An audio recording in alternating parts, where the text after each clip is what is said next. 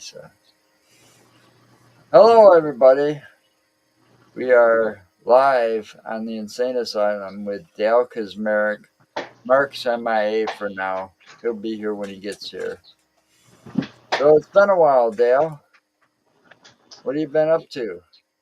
Uh, Keeping busy, getting things set up for my friend who's coming into from England again for 3 weeks in September.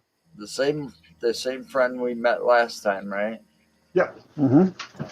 Nice guy. Yeah, we're planning a lot of stuff, including a huge trip to the east and southeast this year. He's going to be coming along on that, going to battlefields and um, different prisons and spook lights and plane crashes of celebrities and I mean, you name it, it's pretty much in there. Yeah. Did I was going to ask you this because I met a very interesting character today. Okay, he is owns a house. He's owned the house for 21 years or 20 something years out in California on Cielo Drive. And Mm. it's got a lot of extreme paranormal activity. It's called the Omen House. OMAN. You ever hear of it? Is that the same house that Sharon Tate was murdered in?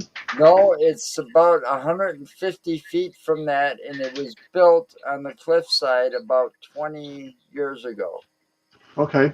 It's like they got the land super cheap. Him and his father got the land super cheap, and it just had like the things the supports coming out. So they built the house there, and shortly after that, they started getting a lot of activity. And when we had him on the podcast that I was on just before this one, he had the lights, a bell, an old it was a Frank Sinatra music box from way back when, and they were just sitting there in the background. That stuff was going off. Hmm. Interesting. He had the cat ball, so that you had to physically touch that cat ball in order to get the lights to start. Right. And nothing was touching this stuff, and it was going off while we were talking about the house. But yeah, it's about 150 feet from the end of the Sharon Tate property or so. Right. We were there this last year. No, this year? This year. Earlier this year. No, last year. I'm getting my years mixed up. 2024. We were there in, I believe it was April. And I was there with my friend Chuck from he's Indiana State Coordinator Chuck Williams. You probably met him. Hmm. And we were there, and we tried to get as close as we could to the Sharon Tate house. But I tell you, um, the way they have it set up now, you have to go through like a back alley up this hill, and then it's kind of like dead ends, and then you get up there, and people know why you're up there because they uh, Right, not not too many people. You're a stranger basically when you get right. up there, so they know you're trying to get a view of the house or something. Now, it was my understanding. I thought that the house was actually torn down and rebuilt. Um, that's Yeah, I'm not. it it was torn. I don't know if it was totally torn down, but it was rebuilt or remodeled so that it doesn't look anything like it used to. They bought a lot that ran adjacent to it from the driveway, so it extended the property some more, so that they could change the address as well. Yeah, they did the same thing with the Amityville house. They changed the address slightly. They changed the John Wayne Gacy address here slightly. Yeah, and they So also on the Amityville house they changed those two iconic windows at the top of the house. yeah, So, and I think they took down the signs because that was they had a name for that house. High Hopes, I think it was. High Yeah, high Hopes. hopes. Yeah. Hmm. Yeah, yeah. So they took Yeah. down all that science. But this one's, he's got a YouTube channel. A lot of people have been out there, from TV and so on and so forth. And he's got a documentary called The House at the End of the Drive. Okay. But I'm thinking building a house close to that, plus the other story that he told us about the Native Americans and them finding the grave of three chiefs or something. Anyway, they dug them up to, they were digging to build it more and stuff. And this was early 1900s, late 1800s. And I don't, nobody knows if they moved them, but still they disturbed them. And all of this land is like connected with it. So there's a lot of spirits or uneasiness up there. Yeah. Well, pretty much anywhere in the United States is Native American Indian Right. land. But Um, this but was, they disturbed that land, and yeah. they probably did the same thing they did to the Indian princess in Asylum. Once they found her remains, they got sent to a museum after going someplace else for research, and never got returned. Well, So, yeah. So anyway, you were saying it.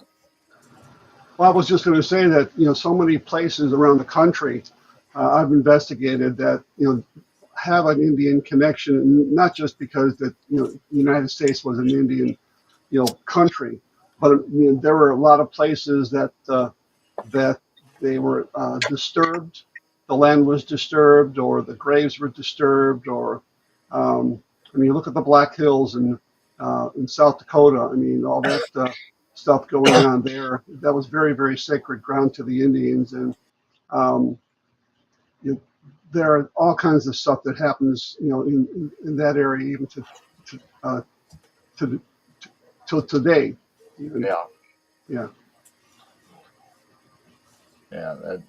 yeah. So I just found this guy interesting, so I wanted to talk to him more later. So I got this guy to talk to. So, but anyway, what else have you been up to? I mean, it's been what, last summer our trip. Yeah. Um, We well, didn't get to do all of it, but we got quite a bit done. yeah, yeah, I love going up there to see the Stevie Ray Vaughan site. That was pretty cool. Um, Never been up there before.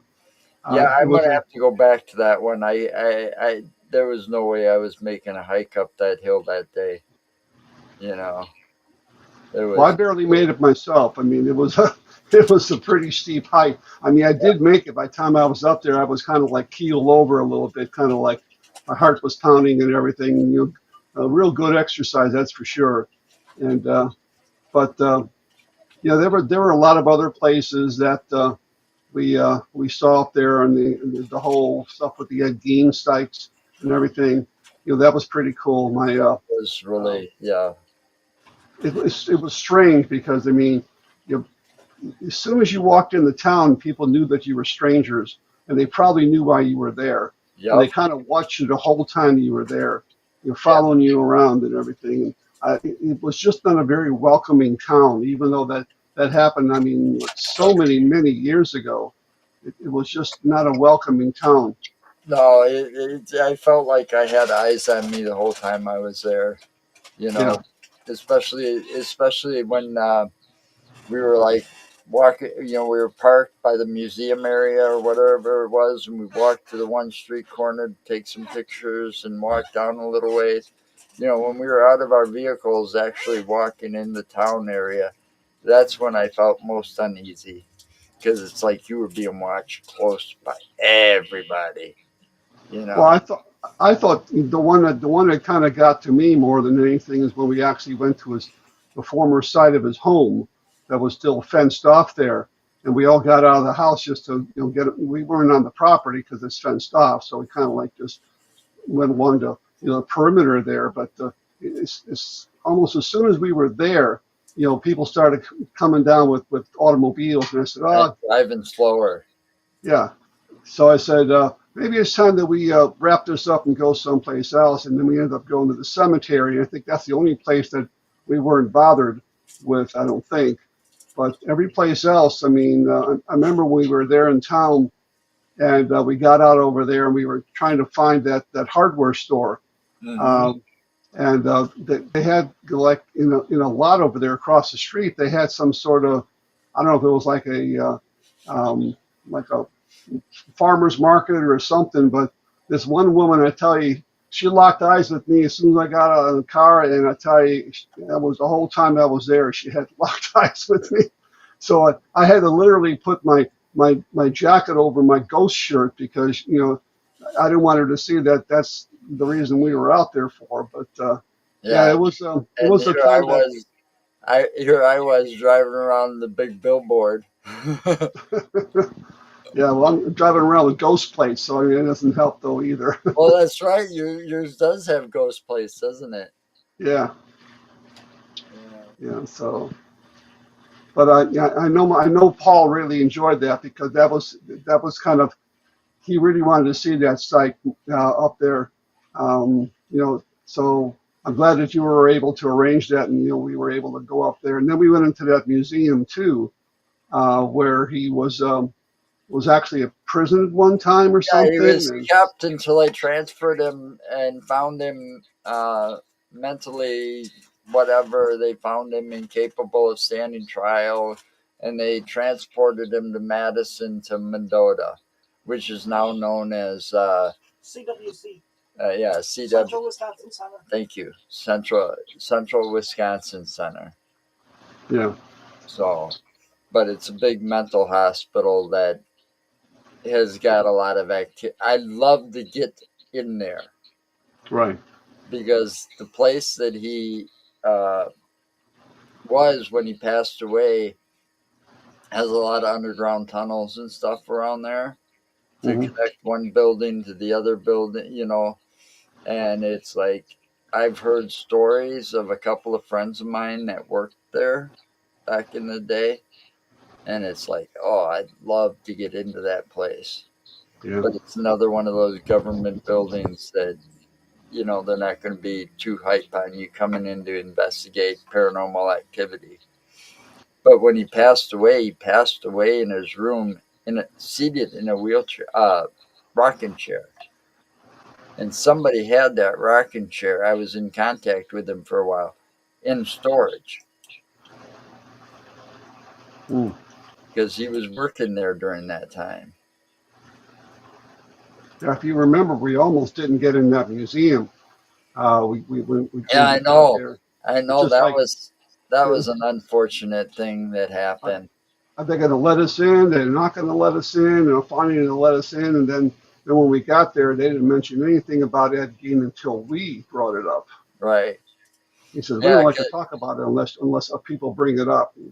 They right. were supposed to have his guns and his knives there and all that kind of stuff. Yeah. That's unfortunate that your friend that set this up and we were going to be able to do something there. They canned him or something. Yeah, well, it kind of, from what I've seen, I haven't really talked to him lately because the guy's kind of been busy, it looks like. But it looks like he's got something else going on up in that area that, I'm going to have to check out one of these days. I mean, I've got plans. Mark and I've got plans. The 4th of July is coming again. They decided last year, they said, oh, this is going to be our last event. And then all of a sudden, Mark got an email saying that they're going to do it again. And this is the craft side. So this comes into what I call insane asylum novelties. Because right now, I've got two laser engravers, all right, and I've got a sublimation printer, so I can make. And my wife makes jewelry, and we go out to events. And this one's like the biggest one where we've made the most money at every time. And it's happening again this year. So we're trying to get everything arranged to get these two new laser engravers because we just got them all hooked up. I mean, this is just a sample of what one of them can do, Oh, wow. and this is just a little bit heavier than balsa wood. It would make a good coaster if you kind of laminated it or protected it. But yeah, it looks like it's burned. And I can do Nice. that on metal, wood, leather. There's a lot of endless possibilities. But this one was done with a mini laser engraver, but I've got a much bigger one now. So, Nice. and I'm going to take a picture of our. I got a picture already set of Nick from that area. Nick Moulet, and it's one of the famous pictures of him sleeping. And I'm going to engrave that, do that and give it to him for his birthday because it just passed not too long ago. Okay. You know, actually, Kate there supplied me with pictures. Yeah, he actually had a little bit of a health scare himself not that long Yep, ago. yep. He did, and then another friend of ours did. He was in a coma for a while too. Hmm. We had a friend of ours from Colorado. He was in a coma for I think almost a week. Kate, I don't know if she's still there, but if she's still there, she'll answer. But yeah, it has been in quite a few health scares. Me, it's my second stroke I've had, and it's like this one wasn't quite as bad because the last one was worse. But now they give me in a scare. Doctor calls me today Yesterday. or yesterday, says, or no, it was when I went to see the doctor. He's like, "Oh, we want you." Yeah, but it was yesterday. So they called me and they say because they had me wear this time they had me wear a heart monitor in the center of my chest for 2 weeks, and 24/7. they got the results back yesterday, and they's like, "We want you to see a heart specialist, as soon as you can, and because of these tests, but they won't tell me why." Hmm. They can't tell me why over the phone. I gotta go see my doctor. But at the same time, they go, it's no big deal. Yeah, it is a big deal because now you're gonna make me wait all weekend until fucking Tuesday. You know, Yeah. and then the doctor is gonna tell me, oh, it's nothing. You're actually lucky he had an appointment Tuesday because it might have been a few weeks before because he's a busy guy. Yeah, but he's a nice guy. I like that Yes. guy. Just him. I my heart doctor, same guy. I gotta go, but he's been working with me for a couple of years since they found the blockage. So nice guy. But anyway, yeah. Like tomorrow, I have an event I'm going to. It's in one. It's a paranormal. How would I put it? It's like an author's fair, but it's actually going to be a bunch of ghost hunters, ghost investigators, going to be Yeah. at a library out in Bolingbrook called the Fountaindale Library from 10 a.m. to 1 p.m. And they give you a free table. It's open to the public. It's free to the public, and so I get to Oh, I sell like my those books. events. Yeah. And not only that, they're giving us free lunch, and they're giving us $100 honorarium just for being there. Wow. Hi, And Kim. I didn't ask for that. It's just like You. they want to throw money at me, then throw money at me. But Really, but getting the table for free is another plus because events don't usually do that unless you're a guest speaker. yeah, When I was a guest speaker a couple of years ago at the Milwaukee Paracon, we got a free table for that too yeah. as well. So, but So this, I'm definitely going to one in Appleton in May. I mean, I know that's far off, but I know there's going to be quite a few uh, conferences between now and then. But I've definitely got my calendar marked for one in May because one of my past guests, I've had her. Nobody's got the record for being on our show more than you, Dale. I'll tell you that right now. But we've got this. We had Miranda Young. You might have heard of her. Okay. She does uh, ghost biker. Anyway, she rides a Harley Davidson, and she's out of Tennessee. And her and Dr. Miranda or Dr. Christy Sumner bought the Scott County Jail, Nice. so they saved it from being demolished and opened it up to the public. I just tripped inside the door. So they saved a piece of history as well as got a pair. Yeah, Ghost Biker Garage. Thank you, Bob. Thank you. So it'll be a chance to meet her in person for the first time. She'll be up in Appleton, Wisconsin in May at a conference as a guest speaker, I When is guess. that? So, I don't know, in May sometime. I can't look it up right now because Mark's not here to help. Okay. Well, we used to go to this kind of a free convention like every year, which was in Fowler, Indiana. And what they used to do is they would shut down. It's a small. Fowler's a very small town, so they would shut down the main street, and they would have. You could bring your tables, and you just have you set it up on the street, Oh, on the corner, and you'd have your tents and whatever.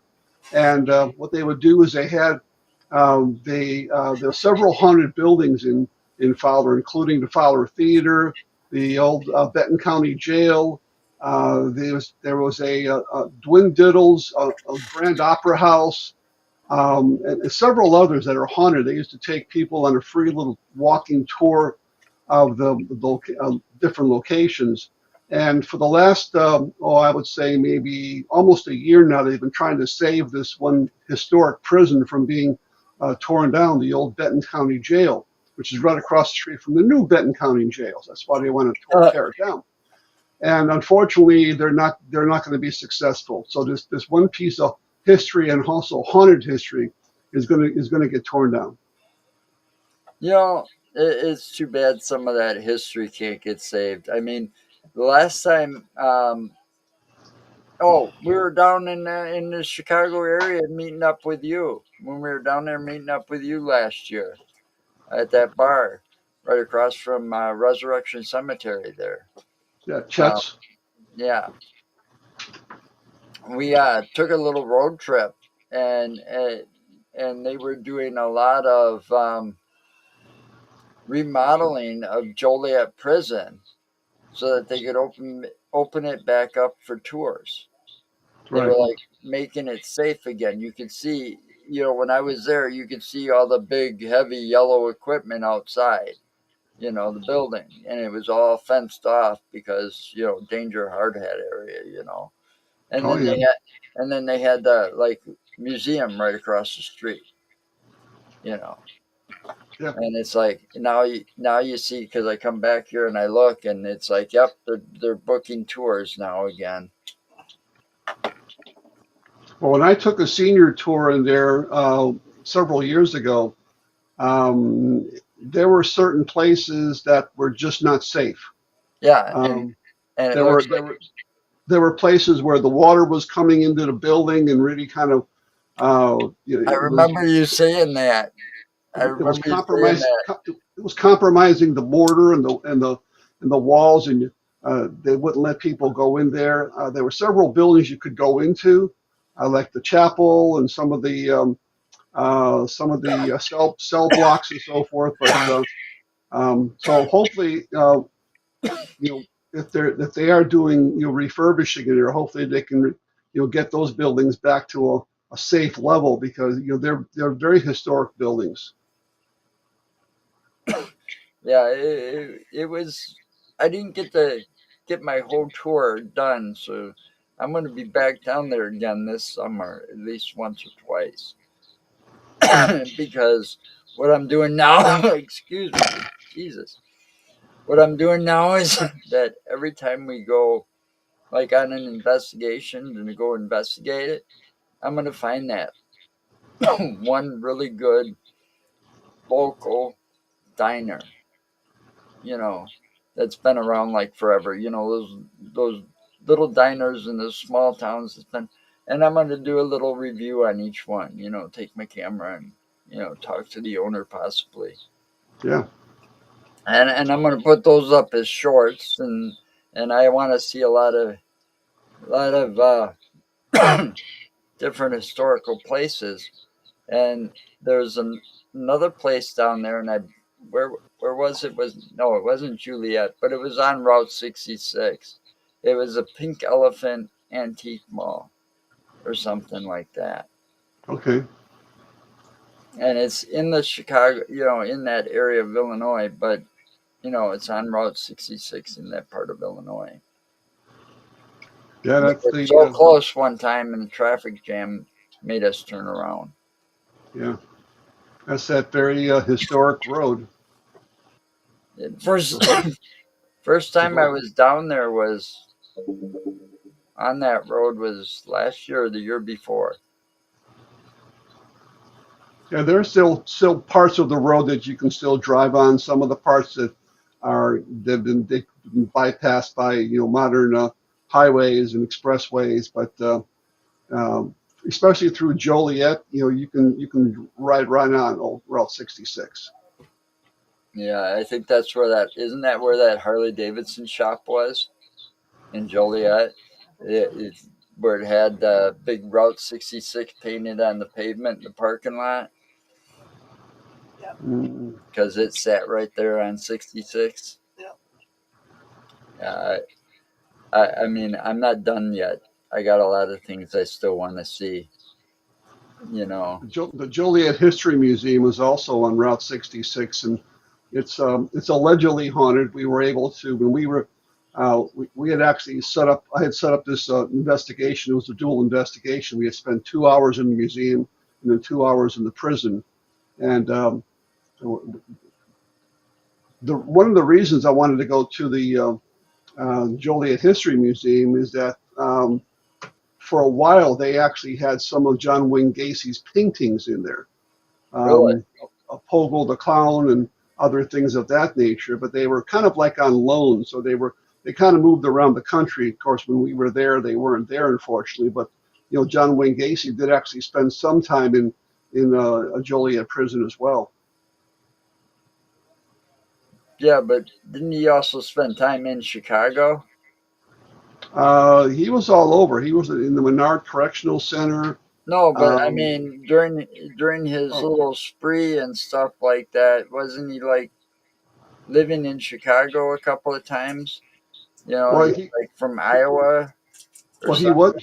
he did live in his he lived in unincorporated Norridge originally, where where the bodies were buried and everything. And I'm sure he probably had houses and when he was growing up, especially in Chicago. Yeah, and nobody to this day knows where he's buried. They won't let anybody know. I'm sure he was cremated, and I don't know what happened to his ashes, but Yeah, all those people that were killed, I'm sure they probably would have liked to probably dig him up, make sure he doesn't rest too easy. But that's why nobody was ever told where he was, where his remains were actually, if they were interred or if they were just given away or if well, they were it's like sprinkled. because people do what they do. Like look what happened to Dean. They found out where he's buried, and his headstone got stolen. Yeah, You yeah. know, I mean, people are nuts Oh sometimes. yeah, yeah. I mean,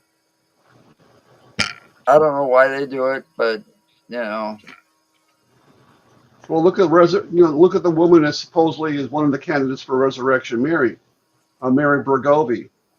People, they found out where she's buried, over on the 79th Street side in what used to be Section MM, yeah. and they started to go out there and they started to dig up her body because they wanted to see if she was still in the coffin, because they thought that, well, maybe what we're really seeing is not really a ghost, but a real person walking around or something. Or maybe it's the ghost. We want to see if she still got the shawl and the dancing shoes on and the dance gun, which is all stupid because Or it's maybe some of them still had that old fashioned thing. She's a vampire and we gotta go stake her. yeah, yeah. You So know. they had to remove the headstone from her grave, but she's between two other Bergovies, or right next to another Bergovie, so which is probably her mother. And if you know where to find it, you can find it. But if you don't know where to find it, and you go to the cemetery to ask, they are not going to let you, give you that information unless you can prove that you're next of kin of some way, because they probably know what you're there for, Yeah. sightseeing. Yeah. Yeah. It's you got to be careful. That's one thing that we're always cautious of, not breaking any laws like trespassing or not being in the cemetery. I know people say, "Oh, you should go late at night" or something like that, but sometimes cemeteries close at 10 o'clock. Yeah, Whatever. So we don't want to break any laws, so we don't go there and do that. You know. yeah. Like lots of the Well, cemeteries in Chicago and area, they close at 5 and 6. it was you showed us it was a little bit of a hike, that cemetery that was like out in the middle of nowhere, it seemed like in woods deep. It was quite a hike from where we had to park to get to it. Off that old highway. Yeah, off a highway. Where was that? That Talking was about talking about Bachelor's Grove Yes, Cemetery. Yes. yes. Yeah. Now that place, it's like, what the hell was going on there? I mean, you talk about people being disrespectful. Tombstones moved way out of place. People looked like they were having a fire on the tombstones, or because there's scorch marks, and It was a seance. you don't know that for sure. No, you don't. But that could have been it. There are such thing as vandals. Mhm. I Oh yeah. mean, Forest Hill Cemetery, being one of the oldest cemeteries and considered one of Madison's most haunted cemeteries, is also got uh, all these buried service members from all the wars, Civil War, World War, all those wars from the Civil War on up. All right, and they these vandals went in there once. It was all over the paper and all over the news. Went in there once, stole all the flags, because people. What is that holiday that people go and put Veterans Memorial? Day. Isn't it Memorial. Memorial Day or Veterans Day? They go and place the flags out there next to the loved ones and such. All these people went in there and gathered them all up and started them on fire in the cemetery. Yeah. And the reward got pretty high, because that wasn't. I mean, they got hit a couple of times, but they were hitting all the Madison cemeteries like that. It went on for a while. That was like about Wow. 25, 30 years ago. Well, see, that's why Bachelor's Grove got so much vandalism out there, is because it's out in the middle of the woods, about a quarter of a mile off the main trail. I mean, they've had people literally, mark graffiti all over the stones. They've actually dug up bodies. They've actually put those through those headstones into that little lagoon, that body of water that fronts the cemetery. Um, there are markers to this day that nobody knows where they're at. I mean, there was one that was actually fished out of the water, uh, knee deep water, the 300-pound stone, which is still to this day at the Tinley Park Historical Society. They don't want to put it back because they figure it's going to get tossed in there again. And that's why that area is so well, it's under surveillance, with webcams and motion activated sensors out there at night. So if you're out there and within a few minutes they know you're there, and that's Cook County Sheriff's Ranger is going to come out there and give you a big fat ticket. Yeah, but Because you got to look at it at the teenagers' point of view because that's what they did. They find a nice secluded place like that. It's like time to party. yeah, yeah, You know, we had places when I was growing up. We had a lot of things to keep us busy, so we didn't have to look like for things like that. Thank you. yeah. You know. So what do you Yeah. got planned? What do I have planned? Oh, What's geez. next for Dale Kaczmarek? I have, I'm just starting to put together, like I say, plans for this year. We're going to make, one big giant, I want to call it a square. We're going to go all the way over to like Fredericksburg, Virginia.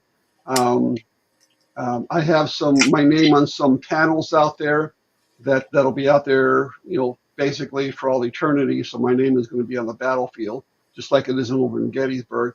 Um, we're going to head like south, and we're going to go into Andersonville prison, um, investigate a spook light. I'm going to meet some other paranormal groups down there, the old Charleston jail, Fort Sumter, where the first shots of the Civil War were fired. Um, we're going to make our way over to the west as we kind of start heading back, and then we're going to go into Gillsburg, Mississippi, which is the site where the Leonard Skinner plane crash went down. Oh, that would be cool. Uh, And that's one place I've always wanted to see. I wanted to go a little bit further, but I'd have to spread it out for almost 2 weeks. There's also one in Texas I really wanted to see really bad. It's where Jim Croce was killed. But, but that'll be another day or another year. It's just too much. We're hoping to get down to Sloss Furnace in Birmingham, Alabama. It's very, very haunted. Shiloh, another battlefield in the Deep South, and quite a bit of stuff between Atlanta and Savannah, where Sherman's March to the Sea took place in 1864, where they burned everything and pillaged everything, all the way to try to break the backs of the Confederacy.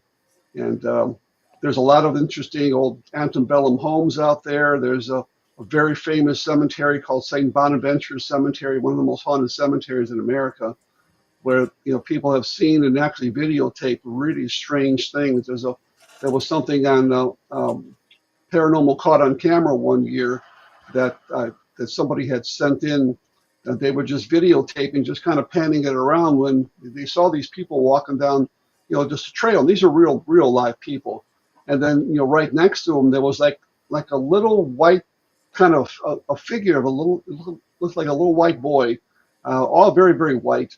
And then as these real people approached him, he literally sprung up, and jumped up into a tree, which was maybe into a branch was at least 15, 20 feet off the ground, and just went up there. Nobody saw him. And it's one of the most amazing videos that I've ever seen. I know where that is in the cemetery, so we hope to be able to stake it out for a little bit. This was during regular business hours too, by the way. And Wow. so we got that kind of planned. And my friend's going to be here for 3 weeks. So, I mean, this trip that we're taking, it's probably going to take between 5 to 7 days to literally cover all that distance. And then we still got 2 more weeks that I got to plan out. We're going to be doing some things um, down in Indiana. I hope that we can get up there maybe to see the Beast of Bray Road when he comes in. Yeah, That would be kind of cool. I'd like to get on the same page with him, and I'm gonna have to get him on the phone. I think this time to talk to him about it instead of messaging him and try to plan this out because we'll just have to make a whole day of it. Sit there and listen to his stories, have him give you a tour of the land because your friends knew, and then Yeah, go and do our investigation. So, yeah, and yeah, I hope we have you know a similar experience, but not enough to kick us off the property. yeah, That fog was thick, yeah. and That was strange. and that's dangerous for our equipment. That moisture, and it's like And as soon as we got packed up and we're back out just double checking, it's gone. Yeah. As fast as it came in. I mean, it just rolled in, Yeah. And just I've like, lived here in Wisconsin all my life and I'd never seen anything like that before.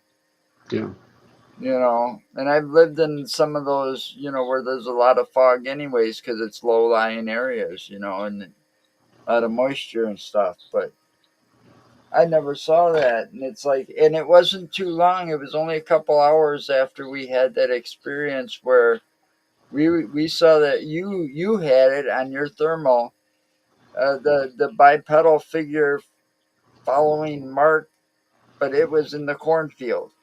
right.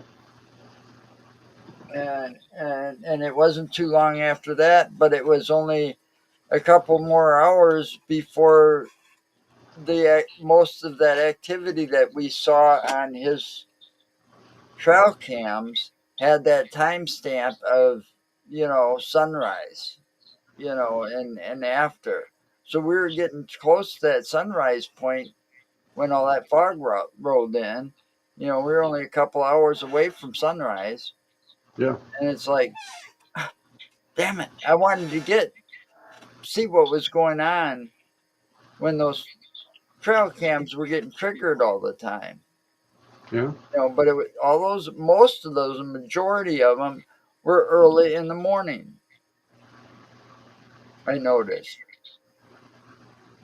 Well, I got some new toys, so if we can get out there, I mean, we got some stuff that I can set up there that hopefully be able to capture some stuff this year.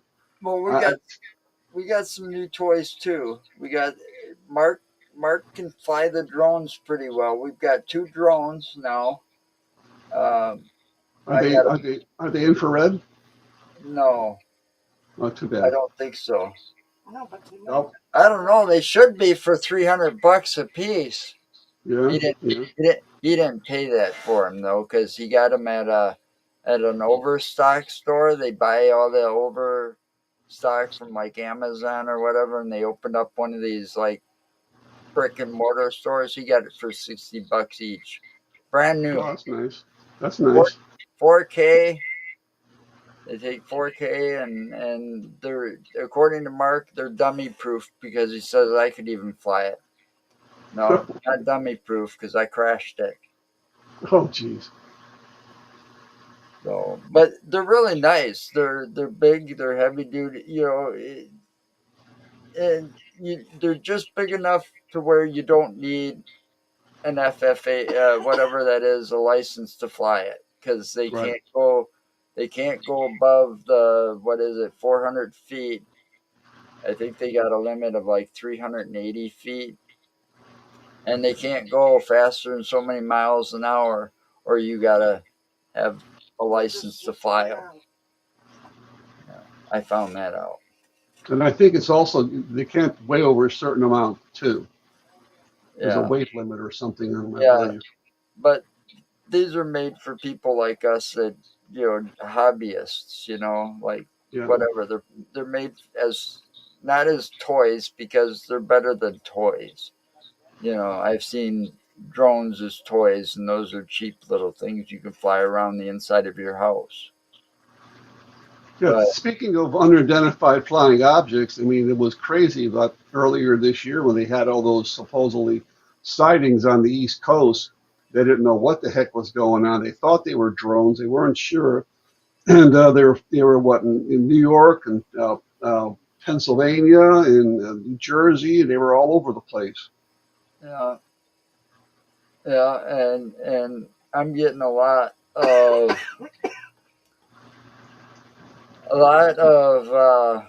pictures sent to me quite a bit, and I'm not sure what to think of them yet because this source hasn't been very reliable. I mean, he was supposed to take us to that really old house in where was that?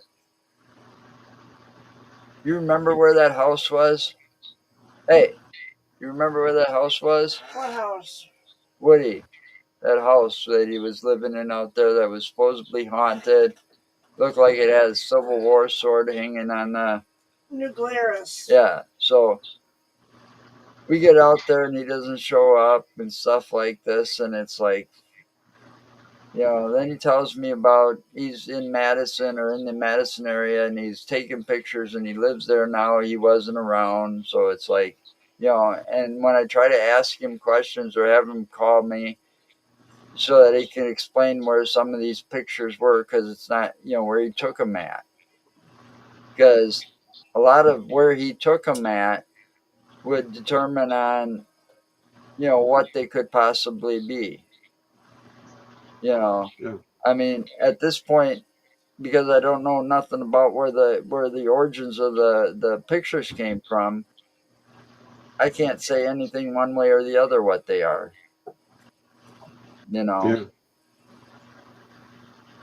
I mean, some of them look convincing. Some of them look like they could be a camera glare, or a light glare from something else in the area. Because Madison's like Chicago. There's a lot of bright lights around. yeah. I still get a ton of pictures sent to my email all the time. I'm getting a lot now on Ring doorbells. I'm getting a lot on surveillance, backyard surveillance cameras that are IR. I'm getting stuff sent off of trail cams and things of that nature. And some of them are kind of creepy looking, but some I think they're, a lot of them were legitimately,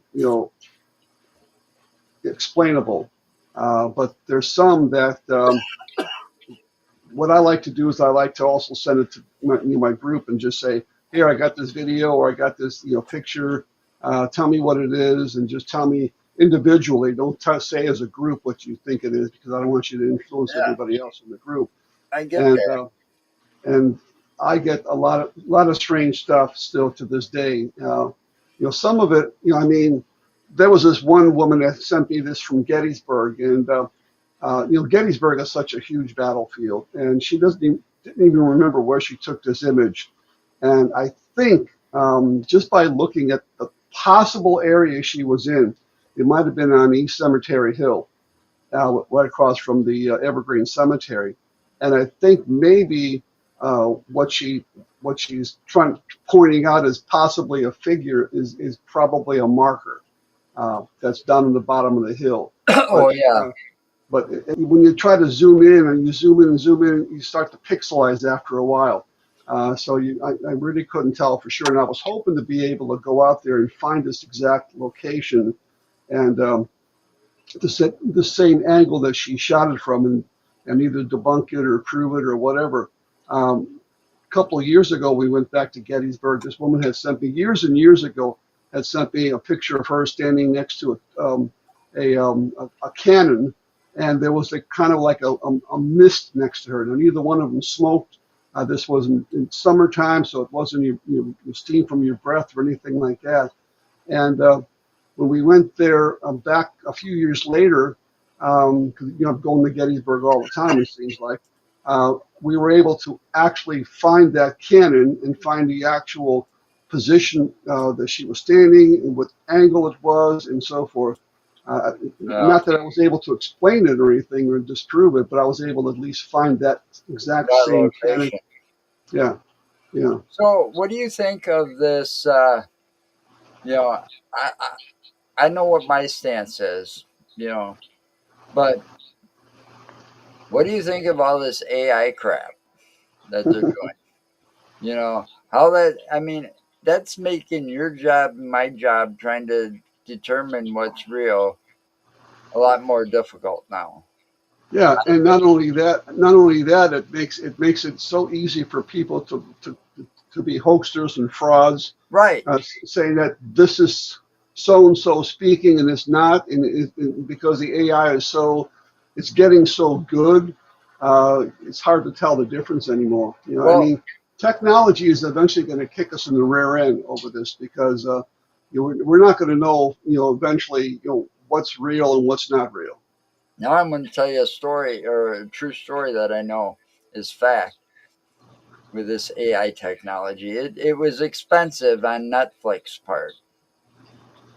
But there's a series on Netflix that is a spin off of the Karate Kid movies Okay. with with Mr. Miyagi and Ralph Macchio and all of that, right? Well, in some of their latest episodes, they've brought Mr. Miyagi back from the dead, so to Hmm. speak, because Okay. the actor that played Mr. Miyagi was also the first one that owned the restaurant on Happy Days, I think it was. Morticia, or I can't even say his name. But anyway, they used AI technology mixed with some more technology and brought him back for a couple of episodes, right down to his voice. Yeah. And it's like, are you kidding me? The next thing you know, they're going to be bringing back the guy that did the Darth Vader voice. Uh, Yeah. because it was such a he did everything from commercials to animation because he was in Lion King and stuff. You know, Well, and all they have to do is get a sound bite of somebody's voice, and right, they can take that with AI and they can make it sound, a word here, a word there, and splice it together where it actually sounds like he's talking, he's giving a speech or yep. whatever the case may be. And that's why I say, pretty soon they're going to be bringing Elvis Presley back from the dead too. Oh yeah, well they've already done stuff like that, but I mean the way they did it already in a way was kind of what I've seen was very unique because they like redid his music and they had him like a ghost image, you know, of him singing in concert or whatever, you know, and then it was like the uh, Royal I can't even speak today. Yeah, Philharmonic. orchestra, right? Yeah. Did all the backup music, and Mm, it was brilliant, you know. And then they've yeah. done that where they've done like ghost image or spliced the video, and then it was his daughter Lisa Marie singing with him, things Yeah. like that. But now it's going to be brand new Elvis Presley movie, you know, Yeah. Yeah. and shit like that, and yeah, Well, didn't Nat King Cole? I mean, he sang a song called "Unforgettable," and he sang it with his daughter. Now, what? Now that song that they're on. I mean, wasn't he already dead when they spliced it with his daughter, or did they actually sing together? I don't know. I Yeah. don't know. I saw the one that I saw that was really cool, and this one you can find on YouTube is the Roy Orbison Pretty Woman and his three sons His and three his sons and his grandson. grandson. So you had Roy Orbison Jr. or the second and the third there, because the grandson was the Yep. third. And, Yeah. and then it was such a cute video, but he had him as like a ghost image, like Yeah. in the video, and of course it was they dubbed in his voice from him singing the song, But it was Yeah. his sons playing the instruments. yeah, yeah, his sons were playing, and it was his voice singing, Roy Yeah. Orbison's voice, and they were doing Pretty Woman, and they had an orchestra, Yep. like a high school orchestra that was with them. I mean, they've actually already introduced this into politics now, to the point where so and so is giving a speech, but yet this person never gave the speech, or they did an interview with so and so, some political person, president, vice president, or Yeah, senator, and he never said this. I never said this. Well, it's AI. Again, hi you Ashley. don't you don't you don't even know if that person actually said it, and it gets to the Yeah, point where it's going to. I don't know. It, it's it's dangerous. it's it, it's sort of like if you ever watched the movie Battlestar Galactica, where the Oh, I Cylons love that movie.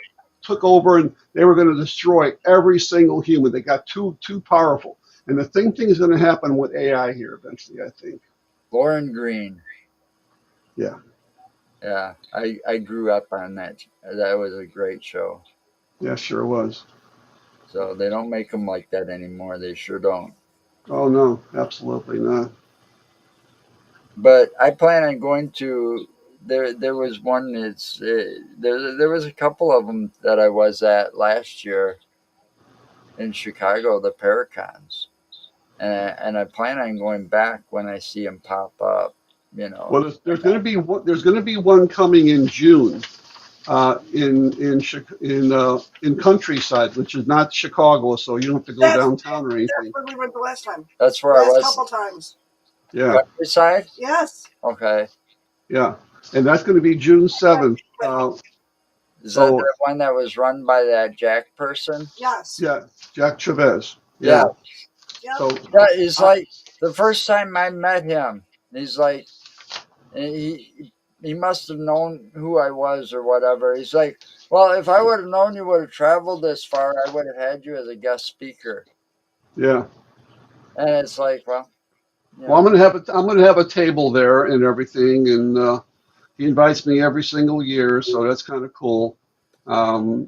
He has a big following of people, so it'll be a small group of speakers. It's going to be a lot of psychics and vendors, and then it'll be a lot of other people just vending tables yeah. and whatever. Well, So I was glad I wasn't a speaker there because of how small it was. Because Where the here you've stage got is the compared stage where to. you got the speakers at.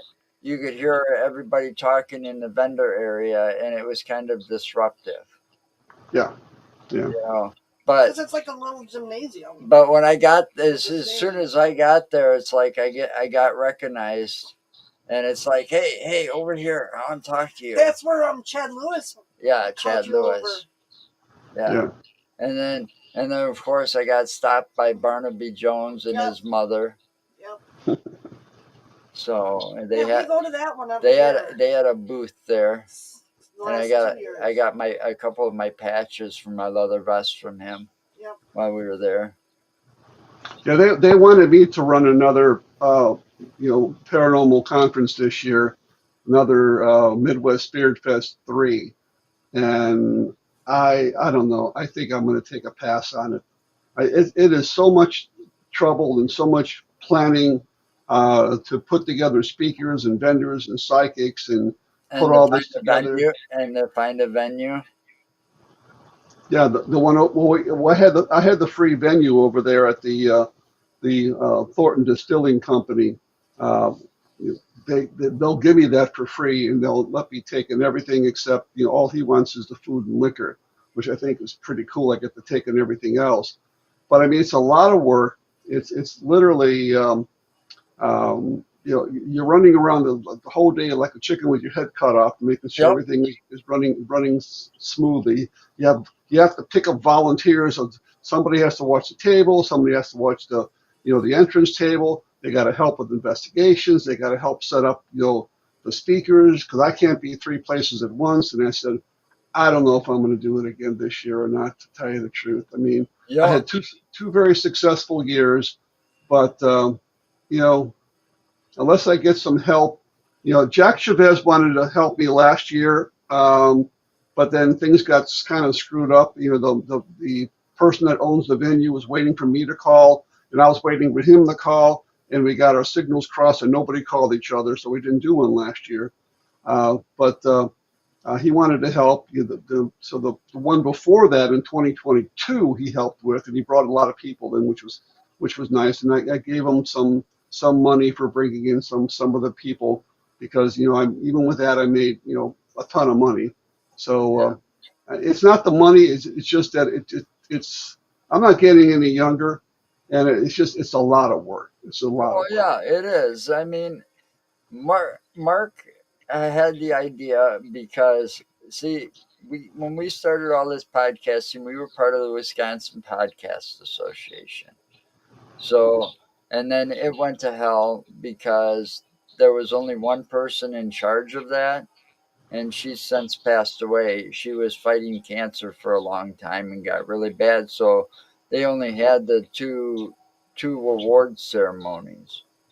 The last one was the year that we won our award, and then And then there was uh, Mark wanted to do a paranormal conference because he's like, oh, we could do one in closer to the Dane County area, like the one in Milwaukee. And I'm like, I don't think so. I mean, when I was watching this woman, she was a really nice gal. Her name was Allison something. I can't remember what her last name was, but she was in charge of this guy. She was running around like you said, like a chicken with her head cut off. You Yeah, know, yeah, even while the event was going on, she had to answer everybody's questions, make sure everything was running smoothly. I didn't yeah, see that woman sit down one time the entire time we were there. yep, yeah, And it's like, are you kidding me? And then Mark's like, oh, we should do that. He comes up with this idea. Oh, we should do this, but like closer to like the Madison or area and do that, and because they don't have one really that we know of. yeah. And it's like, I don't think so. Oh, we can do it. I said, no, it'll be all put on me because you work and you ain't got the time.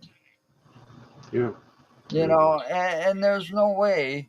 Yeah, I know what kind of work goes into those kind of things because we had, when we did the events, I worked for a chain of video stores long before Blockbuster came around. Okay.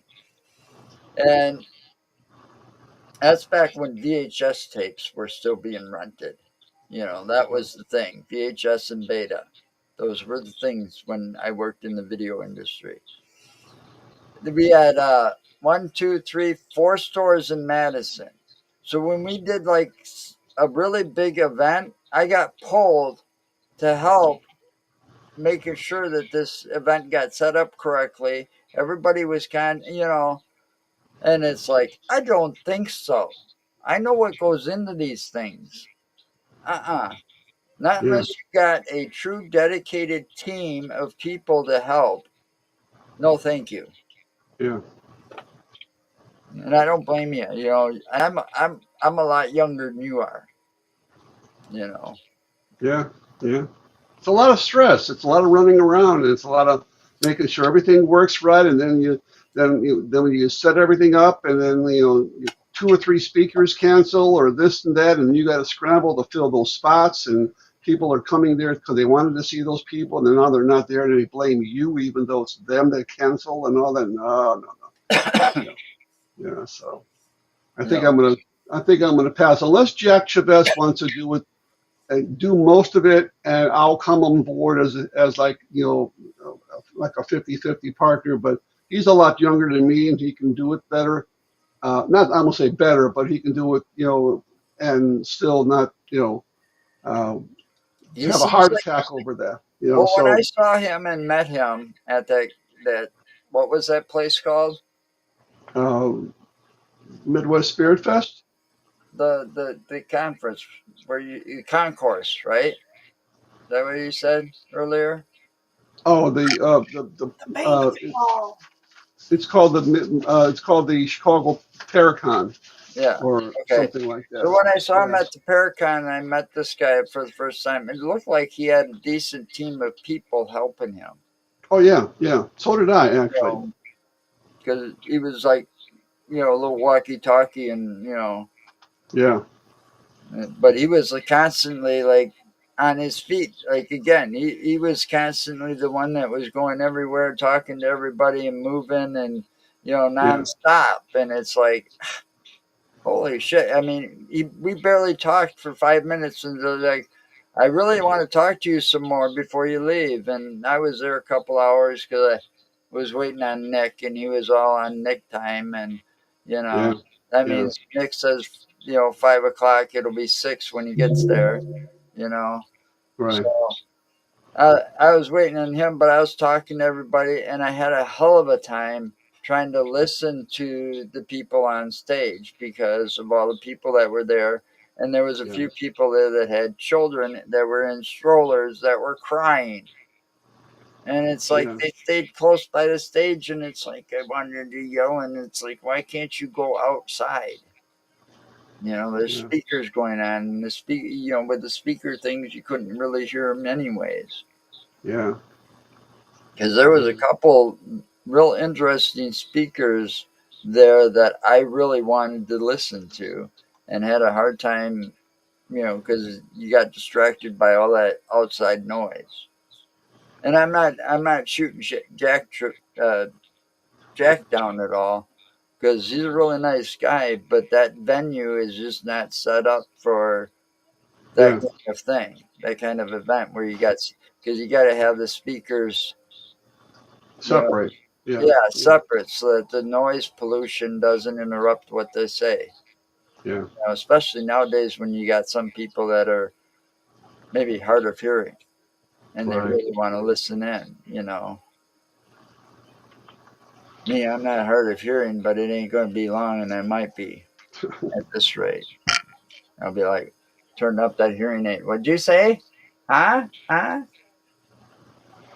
Well, listen, my friend, I think I'm going to Yeah, take off. I yeah. have It's to. time to.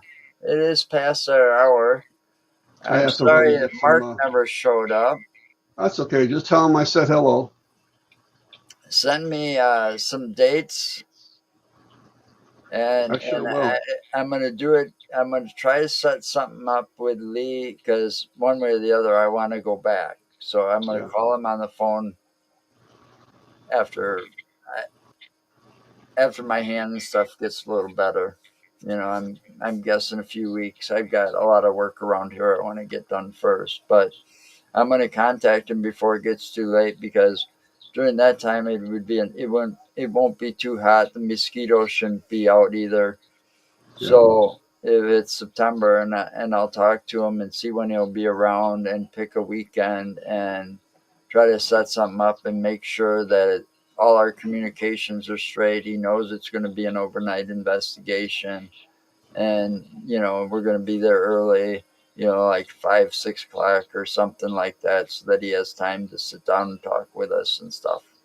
You Sure. know, tell us all the stuff that he's seen captured recently. Yeah.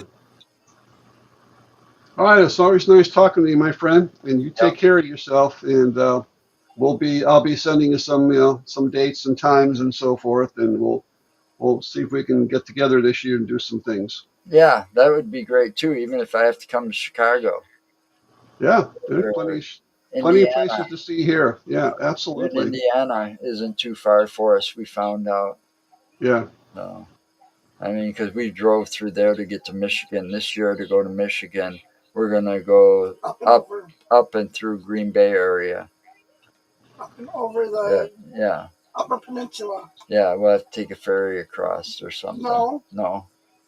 the Mackinac Bridge. Oh, that's Mackinac right. Bridge. That's right. You The said, bridge I'm going to yeah, the bridge you're gonna, dread going over. the bridge I told you could pull over and then I'll drive.